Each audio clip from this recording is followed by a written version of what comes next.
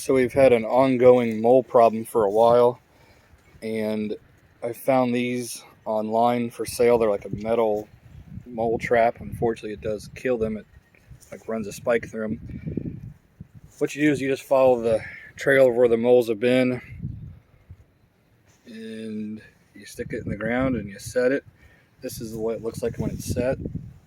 You can see there's big mounds in the ground, if you can tell or not, but like where they're at and stuff. That one has not caught one, but it appears out front that the trap has caught one. They've been out here for less than 24 hours. I set it yesterday, and here's what it looks like when it goes off. It pops up in the air like that.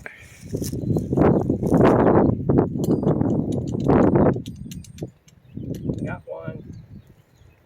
And we got a mole. It does kill them, unfortunately, but Yeah, these are. I guess it does the job. I'll put a link down below to these metal traps.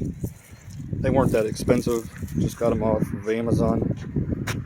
And this has been an ongoing problem for the past 4 or 5 years. I've tried like pellets. I've tried all kinds of stuff. Sitting out with like a spade and trying to catch them when you see them digging the holes, but this is the first successful product we've had so far.